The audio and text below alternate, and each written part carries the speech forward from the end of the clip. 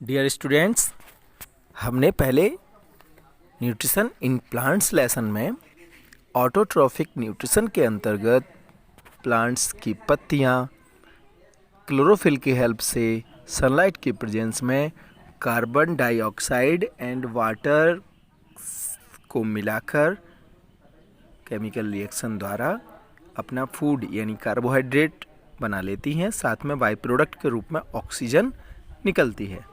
ये समझ लिया था। ये पत्ती की ट्रांसवर्स सेक्शन दिया गया है यहाँ पे, लॉन्गिट्यूडनल सेक्शन इसमें मीजोफिल सेल्स दिख रही हैं। उन सेल्स में जो ब्लैक स्पॉट चारों तरफ व्यवस्थित हैं, वो हर सेल में वो चारों तरफ जो ब्लैक स्पॉट हमको दिख रहे हैं वो ग्रीन क्लोरोफिल है। ये देखिए, है ना, क्लोरोफिल को दिखाया गया है।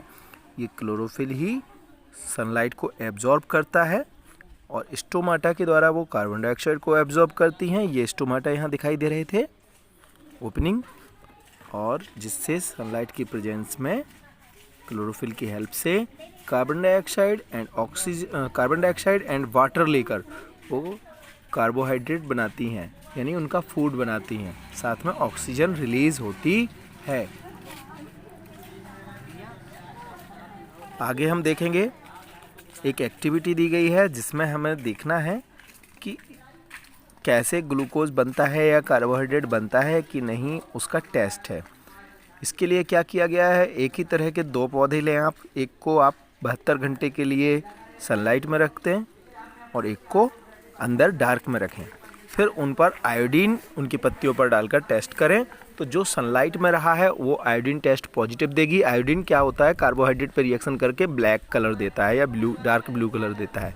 जबकि जो डार्क में 72 घंटे तक 72 आवर्स तक जो पौधा रखा रहा है, उस पौधे में कार्बोहाइड्रेट नहीं बचेगा, जिस कारण से वो पूरी तरह से डार्क आयोडीन के कारण नहीं होगा। नेक्स्ट हेडिंग आप हम देखेंगे, synthesis of plant food other than carbohydrate. Carbohydrate के अलावा भी कई चीज़ें प्लांट्स में बनती हैं, जिनमें से मेन है प्रोटीन एंड फैट।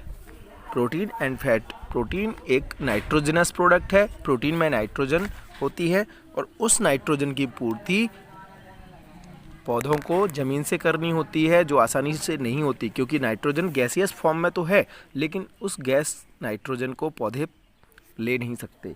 इसके लिए कुछ पौधों की जड़ों में विशेष तरह के बैक्टीरिया, नाइट्रोजन फिक्सिंग बैक्टीरिया पाए जाते हैं। वो बैक्टीरिया उनको नाइट्रोजन अवेलेबल कराते हैं, गैसियस नाइट्रोजन को लेकर, और उसको पौधों को अवेलेबल कराते हैं नाइट्रेट्स के रूप में। और दूसरा तरीका है कि किसान लोग अपने फसलों में नाइट्रोजन की कमी ना हो जाए, उसके लिए कई केमिकल फर्टिलाइजर्स होते हैं, नाइट्रोजनस फर्टिलाइजर्स होते हैं, जिनमें नाइट्रोजन होता है। वो फर्टिलाइजर्स फसल में डालते हैं। नेक्स्ट है other modes of nutrition. Other modes of nutrition in plants. Plants में कुछ और भी तरह के न्यूट्रिशंस होते हैं। तो जब प्लांट स्वयं भोजन बनाते हैं, उसके अलावा जितने भी मोड्स हैं वो कहलाएंगे हेटेरोट्रॉफिक न्यूट्रिशन।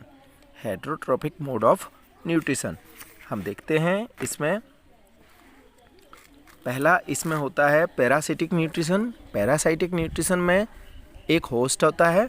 होस्ट वो प्लांट है और एक पैरासाइट होता है। होस्ट वो प्लांट होता है जिससे कोई दूसरा पौधा पोषण लेगा या फूड लेगा, और पैरासाइट वो पौधा है जो अपना भोजन स्वयं नहीं बना रहा है। हेटेरोट्रॉफिक न्यूट्रिशन जिसमें है तो वो पैरासाइट कहलाता है।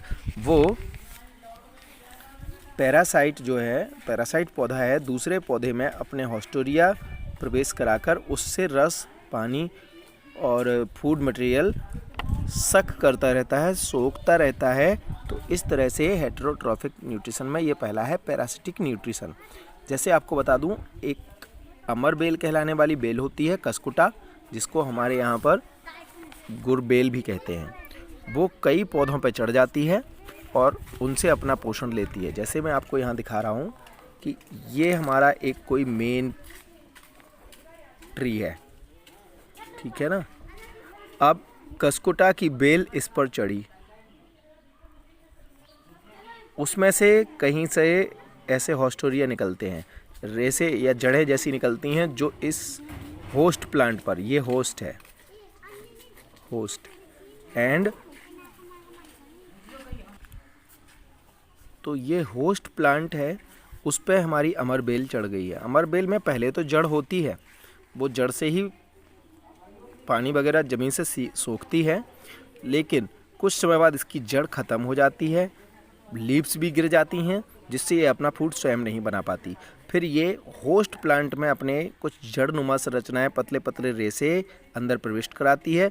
वो रेशे होस्ट प्लांट के अंदर जाते हैं, जगह जगह से ऐसे ही अंदर घुस जाते हैं होस्ट प्लांट में, और उससे अपना फूड मटेरियल सोखती रहती है और आगे ग्रो करती रहती है। इस तरह से ये अमरबेल है, जो लिपटी हुई मैंने बेल दिखाई है, ये होस्ट प्लांट से फूड मटेरियल और वाटर लेती रहती है। तो इसीलिए हम कहेंगे कि ये किसका काम कर रही है, ये पैरासाइट का। ये पैरासाइट है। जब भी कोई एक जीव दूसरे जीव से फूड मटेरियल लेता है, उसको बदले में कोई फ़ायदा नहीं पहुंचाता, नुकसान पहुंचाता है, तो वो पैरासाइट कहलाता है। और इस तरह के न्यूट्रिशन को हम पैरासिटिक न्यूट्रिशन बोलेंगे। ओके, पैरासाइट एंड होस्ट समझ में आया, पैरासिटिक न्यूट्रिशन। इसके बाद एक और न्यूट्रिशन है, पैरासिटिक में ही हम ये भी देख लेंगे, इंसेक्टिवोरस प्लांट्स भी कुछ पाए जाते हैं। इंसेक्टिवोरस प्लांट्स में खासियत है कि वो किसी तरीके से इंसेक्ट्स को ट्रैप करते हैं। यानी इंसेक्ट्स को फंसा लेते हैं और उनकी बॉडी को गलाकर उसको चूस लेते हैं। कुछ प्लांट्स में ऐसी प्रोसेस होती है। जैसे आपको ये डायग्राम दिख रहा है, ये पिचर प्लांट का, ये पिचर प्लांट्स का है। इसमें इसकी पत्तियां ही पिचर मीन्स होता है बर्तन, घड़े का रूप ले लेती हैं। मैं आपको इसके बारे में एक चीज़ बताना चाहूँगा कि एक जनरल प्लांट की लीफ जो होती है वो यूं होती है, सपोज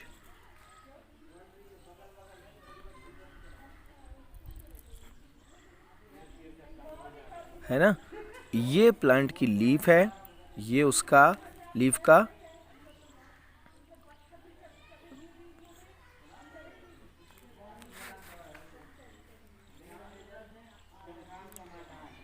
डंठल है ना, ये डंठल, और ये लीफ ब्लेड, और ये लीफ अपेक्स है ना, लीफ अपेक्स।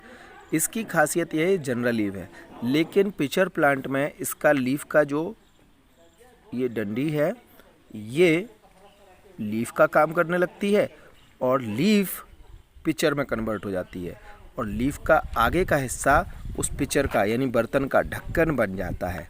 जैसे यहाँ पे हम दिखाएंगे,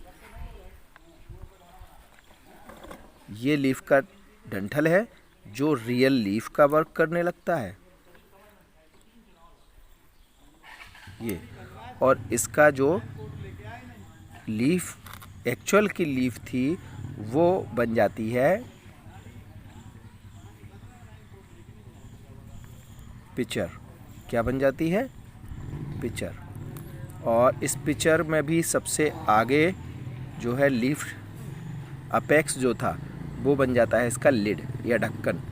जैसे ही इसमें कई ब्रिस्टल्स होते हैं, तो ये लिड, ये जो बर्तन है, बर्तन के मुंह में अंदर को कई रेसे जैसी संरचना है, ब्रिस्टल्स लगे होते हैं।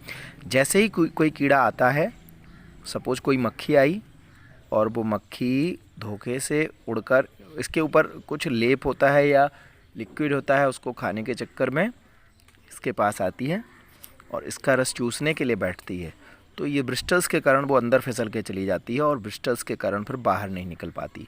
अंदर इसमें एक लिक्विड रहता है जिसमें मक्खी के या कोई कीड़े के गिरते ही वो इसमें स्पॉयल होने लगता है, सड़ने लगता है या गलने लगता है। गल जाने के बाद ये प्लांट उसको चूस लेता है, ये सारा रस चूस लेता है और फिर से ये पिचर, ये घड़ा जो है उल्टा हो जाता है। इसमें ऐसी प्रोसेस है, ऑटोमेटिक उल्टा हो जाता है, जिससे ये सूखे उसके अवशेष जो हैं मक्खी के या कीड़े के वो बाहर गिर जाते हैं। बाद में ये पिचर फिर से सीधा हो जाता है, तैयार है नए शिकार के लिए। इस तरह से ये पिचर प्लांट शिकार करता है और अपनी नाइट्रोजन की कमी की पूर्ति करता है, क्योंकि जीवों से, दूसरे कीड़ों से उसे नाइट्रोजन भरपूर मात्रा में मिल जाता है। बाकी कार्बोहाइड्रेट तो इसकी ये वाली लीफ वाला पार्ट फोटोसिंथेसिस से ही बनाता है। फोटोसिंथेसिस मतलब प्रकाश की उपस्थिति में, जो अभी मैंने प्रोसेस समझाई थी कि कार्बोहाइड्रेट निर्माण ग्रीन प्लांट्स में फोटोसिंथेसिस के द्वारा होता है। नेक्स्ट, इसी तरह का एक और प्लांट मैं आपको बता दूं कि इसी तरह का एक और प्लांट होता है ब्लैडर बर्ड। कौन सा? Bladder bird. वो भी शिकार करता है। वो अधिकतर नदियों में पाया जाता है, बहते हुए पानी में पाया जाता है। उसमें इस तरह के पाउच होते हैं, ब्लैडर नुमा पाउच होते हैं, जिसमें भी ऐसे ब्रिस्टल्स होते हैं, और पानी जब इधर से बहते हुए आ रहा होता है तो बहते हुए पानी के साथ जो कीड़े मकोड़े आते हैं वो उसके अंदर चले जाते हैं, और अंदर जाने पर वो फंस जाते हैं। यहीं पे उनको चूस लिया जाता है और बाहर निकाल दिया जाता है। ये ब्लैडर बर्ड होता है ऐसे, इसमें ऐसे। एक और प्लांट होता है जिसका नाम है सनड्यू। क्या नाम है? सनड्यू।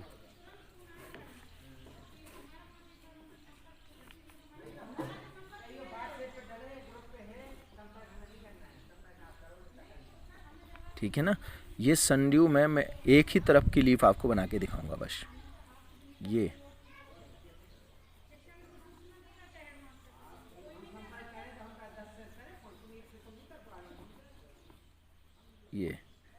बीच से इसमें एक रिज होती है, इसमें इधर 3 कांटे होते हैं और इधर भी। जब कोई कीड़ा इसके ऊपर रस एक निकलता है, उसको चूसने के लिए जब कोई कीड़ा इस पे आके बैठता है, सपोज ये कोई मक्खी आके बैठ गई, जैसे ही बैठती है ये दोनों साइड से ऐसे बंद हो जाते हैं, दोनों पल्ले उसके बंद हो जाते हैं और अपने अंदर उस मक्खी को बंद कर लेते हैं। जब तक वो मर के चूस ना ली जाए तब तक ऐसे ही रहते हैं। फिर ये खुल जाती है और सूखे हुए अवशेष को बाहर निकाल देती है। इस तरह से मक्खी के शरीर या कीड़े के शरीर का चूषण कर लेते हैं वो। तो ये सनड्यू, यानी चारों तरफ इसकी किरणें जैसी बनती है ना, ये इस तरफ भी ऐसी ही बनेगी, तो ये सनड्यू कहलाता है। आगे बढ़ते हैं हम। एक और तरह का न्यूट्रिशन है सेप्रोट्रॉप्स। सेप्रोट्रॉप्स वो प्लांट्स हैं जो दूसरे मरे हुए सड़े गले फूड मटेरियल्स और ऑर्गेनिजम्स से अपना भोजन प्राप्त करते हैं। इसमें मेन आते हैं फंजाई। फंजाई एक तरह के प्लांट्स के जैसे ही हैं, लेकिन वो सड़े गले चीज़ों पर उगते हैं। जैसे आपने मशरूम उगते हुए देखा होगा बारिश के मौसम में, तो उससे अपना पोषण प्राप्त करते हैं। आपने अगर ब्रेड कभी छूट गया हो 1-2 दिन के लिए, तो देखा होगा कि ब्रेड पे एक स्लेटी कलर की कुछ फफूंदी लग जाती है। वो भी एक तरह का सेप्रोफाइट है। वो फफूंदी ही फंजाई है। वो सेप्रोफिटिक न्यूट्रिशन के द्वारा न्यूट्रिशन प्राप्त करते हैं, तो सड़ी गली चीज़ों से। ओके, नेक्स्ट एक है सिम्बायोटिक न्यूट्रिशन। सिम्बायोटिक न्यूट्रिशन में आपको पहले बता चुका हूँ कि कोई 2 ऑर्गेनिज्म एक दूसरे की कोई पूर्ति करते हुए जब जीवित रहते हैं, तो इस तरह के न्यूट्रिशन को सिम्बायोटिक न्यूट्रिशन कहते हैं। Some organisms live together and share shelter and nutrients. This is called symbiotic nutrition. Symbiotic relationship. For example, certain fungi live in roots of trees. कुछ फंजाई ट्रीज की रूट्स में रहती हैं और root hair का काम कर देती हैं, तो वो वाटर रिसीव करके, वाटर एब्जॉर्ब करके उनको देती हैं, बदले में ट्रीज उनको फूड देते हैं। इसका एक सबसे अच्छा उदाहरण होता है, इस तरह के ऑर्गेनिजम्स कहलाते हैं लाइकेंस। क्या कहलाते हैं? लाइकेंस। कुछ प्लांट्स में ऐसा होता है। एक एल्गी है। क्या? एल्गी। एल्गी में इसकी पत्तियां हैं, सब है। ये फूड मटेरियल भी बना सकती है, फोटोसिंथेसिस भी कर सकती है, लेकिन इसमें रूट नहीं होती। तो उस रूट की जगह पे इस एल्गी में फंजाई आ जाती है। फंजाई में रेसे जैसे होते हैं। वो फंजाई रेसे जैसा बन के और रूट का काम करने लगती है, इसको वाटर एब्जॉर्ब करके देती रहती है, और ये प्लांट यानी एल्गी फूड बना के फंजाई को देता रहता है। तो इस तरह से फंजाई वाटर एब्जॉर्ब करके इसको हेल्प करती है, और ये एल्गी उसको फूड देकर हेल्प करता है। तो ये फंजाई एंड एल्गी, इन दोनों का कॉम्बिनेशन कहलाता है लाइकेन। क्या कहलाता है? लाइकेन। ये बहुत अच्छा एग्जाम्पल है सिम्बायोसिस का। सिम्बायोसिस, या हम बोल सकते हैं सिम्बायोटिक न्यूट्रिशन। ओके,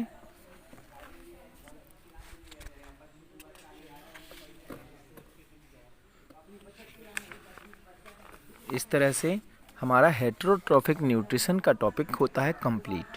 अभी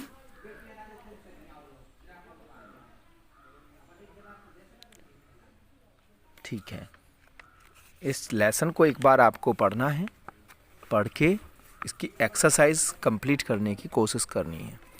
नहीं, थोड़ा सा हम रिवाइज भी करते हैं इसकी एक्सरसाइज को। Why do organisms need to take food? Organisms को फूड की ज़रूरत क्यों पड़ती है? तो आंसर है कि organisms need to take food for energy and growth to live. समझ रहे हैं ना? एनर्जी के लिए, फॉर ग्रोथ के लिए, एंड टू लिव, जिंदा रहने के लिए। नेक्स्ट है distinguish between a parasite and a saprotroph. Parasite and saprotroph में अंतर बताइए। तो पैरासाइट क्या होते हैं कि एक ऑर्गेनिज्म दूसरे को नुकसान पहुंचाते हुए जब अपना पोषण प्राप्त करता है उससे, तो इसे हम बोलते हैं पैरासिटिक न्यूट्रिशन। जैसे मनुष्य के ऊपर जूं जो होते हैं ना, लाइस, जूं, वो पैरासाइट्स हैं, क्योंकि वो मनुष्य का खोपड़ी में रहकर वहाँ से खून चूसते हैं, लेकिन बदले में हमें कोई लाभ तो देते नहीं ना, हमें तो नुकसान ही पहुँचाते हैं, कई तरह की बीमारियाँ भी पैदा कर सकते हैं, हमारा खून चूस लेते हैं। और तो ये पैरासाइट्स हैं। इसी तरह से मच्छर भी हमारे लिए पैरासाइट है, क्योंकि मच्छर हमारा खून चूसता है और हमें नुकसान पहुँचाता है, साथ में मलेरिया दे जाए गिफ्ट में तो वो अलग ही बात है। तो इस तरह से ये पैरासाइट है। जबकि सेप्रोट्रॉफ में होता है खास कि वो मरी हुई चीज़ों से, जिंदा से नहीं, मरे हुए जीव जंतुओं से, सड़ी हुई चीज़ों से अपना भोजन प्राप्त करते हैं, तो वो सेप्रोट्रॉफ होते हैं। इसमें एक विशेष अंतर ये है, पैरासाइट में जिंदा चीज़ों को नुकसान होता है, जबकि सेप्रोट्रॉफ हमारे लिए लाभकारी हैं, क्योंकि वो सड़ी हुई चीज़ों को खाने का, उनको ख़त्म करने का काम करते हैं। तो हमारे एटमॉस्फेयर को, एनवायरनमेंट को क्लीन करने का काम करते हैं एक तरह से। नेक्स्ट है how would you test the presence of starch in leaves? आप लीव्स में स्टार्च की प्रेजेंस कैसे टेस्ट करेंगे? बाय आयोडीन टेस्ट, आयोडीन डालकर उस पर। समझ में आ रहा ना? Next, give a brief description of the process of synthesis of food in green plants. ये आपको समझा चुके हैं, फोटोसिंथेसिस की प्रोसेस आपको इसमें समझानी है। मैं डायग्राम आपको बनाना होगा, and then you can explain in detail the process of photosynthesis. आपको इस फोटोसिंथेसिस की प्रोसेस में ये एक वो भी बनाना है, इक्वेशन भी देना है, जो आपको मैंने फोटोसिंथेसिस समझाते समय दी थी कि 6H2O मीन्स क्या है, ये water, plus 6CO2 means carbon dioxide.